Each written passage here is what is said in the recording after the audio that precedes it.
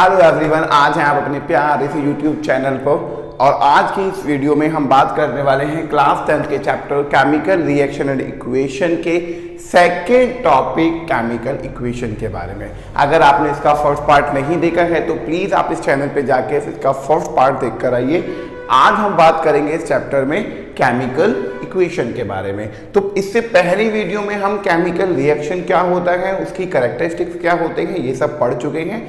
आज के second video में हम बात करेंगे केमिकल इक्वेशन के बारे में। Chemical reaction we have completed, now move to chemical equation. आइए केमिकल इक्वेशन की बात करते हैं। केमिकल इक्वेशन क्या होता है? Representation of the chemical reaction. केमिकल रिएक्शन को रिप्रेजेंट करना by using the symbols, by using the formula of the substance. जो भी सब्सटेंस हम केमिकल रिएक्शन के अंदर यूज कर रहे हैं, उन केमिकल सब्सटेंस को अगर फॉर्मूले के बेस पर या उन केमिकल सब्सटेंस को अगर सिंबल के बेस पर हम रिप्रेजेंट करते हैं, that is a chemical equation.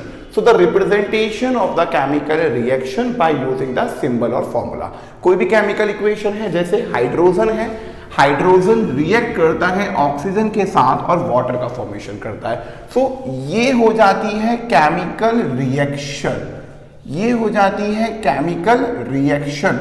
और अगर इसको हम हाइड्रोजन को उसके सिंबल के साथ, ऑक्सीजन को उसके सिंबल के साथ, वाटर को उसके सिंबल के साथ रिप्रेजेंट करते हैं तो इसे बोलते हैं केमिकल इक्वेशन।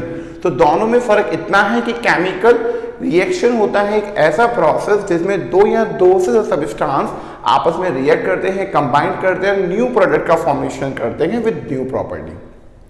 अब उस रिएक्शन को अगर हम सिंबॉलिक फॉर्म में, उसके फॉर्मूलाज की फॉर्म में लिख दें, that is the chemical equation. तो chemical equation is a representation of chemical reaction by using the symbols, by using the formulas. Suppose the example is hydrogen react with oxygen and they form the water. So hydrogen symbol is H2, oxygen symbol is O2, water formula is H2O. तो अगर हम उस reaction को symbolic form में लिखते हैं, that is the chemical equation. ये आपको समझ में आ जाता है।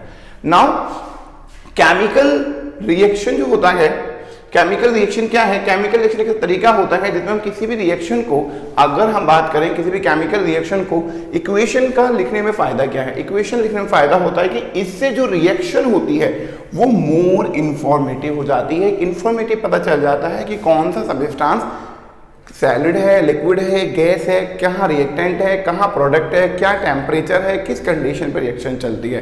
तो आपके दिमाग में आते हुए रिएक्शन को इक्वेशन में क्यों लिख रहे हैं? उसको मोर इन्फॉर्मेटिव बनाने के लिए।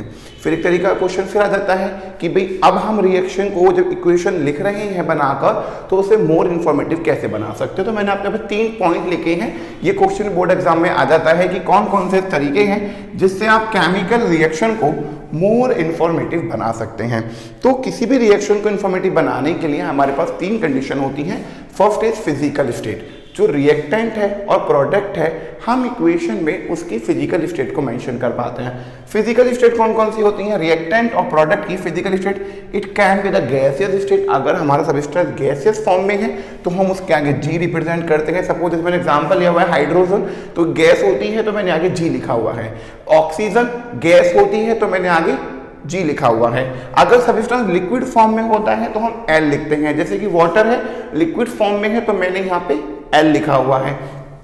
अगर वो सॉलिड फॉर्म में होता है तो हम एस लिखते हैं। अगर वो एक्वस फॉर्म में है, एक्वस फॉर्म का मतलब होता है कि वाटर के, देखो 2 होते हैं वर्ड, एक होता है एक्वस, एक होते हैं नॉन एक्वस।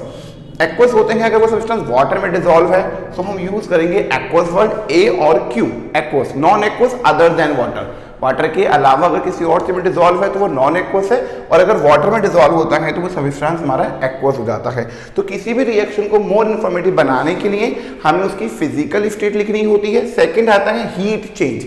हम ये बता पाते हैं कि सब्सटेंस है उसमें हीट का चेंज कैसे हुआ है। मतलब रिएक्टेंट, मैंने आपको, अगर आपने मेरी पहली वीडियो देखी होगी, मैंने आपको बताया था रिएक्शन 2 टाइप की होती है। एक होती है एंडोथर्मिक, एक होती है एक्सोथर्मिक। तो एंडोथर्मिक में क्या होता था? हीट इन्वॉल्व होती थी, और एक्सोथर्मिक में हीट रिलीज होती है। तो हीट के चेंज को भी हम बता पाते हैं कि हीट रिएक्शन में इन्वॉल्व हुई है या फिर हीट रिएक्शन से आउट होती है, एक्सोथर्मिक है या एंडोथर्मिक है। अगर हम डेल्टा साइन, जो कि हीट का साइन होता है, अगर हम हीट को रिएक्टेंट साइड में लिखते हैं तो वो हमारा एंडोथर्मिक में आता है। अगर हम उसे प्रोडक्ट साइड में लिख रहे हैं तो वो एक्सोथर्मिक में आता है। रिएक्टेंट क्या होते हैं, जो इस एरो के लेफ्ट हैंड साइड में है वो रिएक्टेंट होता है, एरो के राइट हैंड साइड वाला प्रोडक्ट होता है। और तीसरा क्या है, हम उसकी कंडीशन लिख देते हैं कि किस कंडीशन पे रिएक्शन चल रही है, क्या टेम्परेचर है, क्या प्रेशर है, क्या वॉल्यूम है। कंडीशन टेम्परेचर हो गया, टेम्परेचर कांस्टेंट रखना है, प्रेशर रखना है, हीट का क्या करना है, कौन सी स्टेट में है। तो ये सब तरीके होते हैं जिससे रिएक्शन को मोर इंफॉर्मेटिव बनाया जाता है। पहला उसकी हम फिजिकल स्टेट लिखते हैं, सेकंड हीट के चेंज को देखते हैं, और तीसरा किस कंडीशन पर वो रिएक्शन हमारा प्रोसेस करती है। तो ये होता है केमिकल इक्वेशन। अब बात करते हैं केमिकल इक्वेशन की। तो कितने टाइप की होती हैं, दो टाइप की, एक होती है बैलेंस्ड केमिकल इक्वेशन, एक होती है अनबैलेंस्ड केमिकल इक्वेशन। तो दो टाइप की रिएक्शन हमें पढ़नी है, एक होती है केमिकल बैलेंस्ड केमिकल इक्वेशन, एक होती है अनबैलेंस्ड केमिकल इक्वेशन। अब बैलेंस केमिकल इक्वेशन को हम बैलेंसिंग रिएक्शन के नाम से भी जानते हैं, बैलेंसिंग रिएक्शन या फिर बैलेंस इक्वेशन।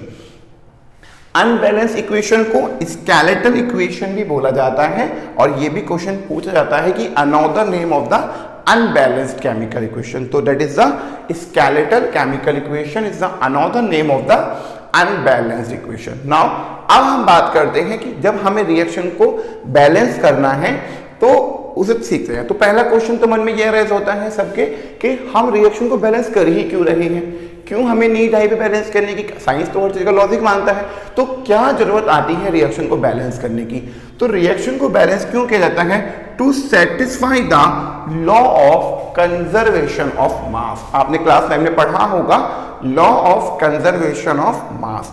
तो law of conservation of mass को सेटिस्फाइड करने के लिए हम रिएक्शन को बैलेंस करते हैं। क्या कहता है ये लॉ, ये कहता है कि total mass of the reactant is equal to total mass of the product, कि जितना मास हमारे रिएक्टेंट का होता है उतना ही मास प्रोडक्ट का भी होना चाहिए। सपोज हमारे पास एक मैंने एग्जांपल लिया हुआ है, हमारे पास सपोज करिए यहाँ पे मैग्नीशियम है, और मैग्नीशियम को ऑक्सीजन से रिएक्शन करा रहे हैं और हमारा मैग्नीशियम ऑक्साइड बन रहा है। ठीक है, तो अब क्या है, अगर मैं मैग्नीशियम की यहाँ पे बात करता हूं तो मैग्नीशियम यहाँ पे हमारा एक है और यहाँ पे मैग्नीशियम भी एक है, बात ठीक है, बराबर है।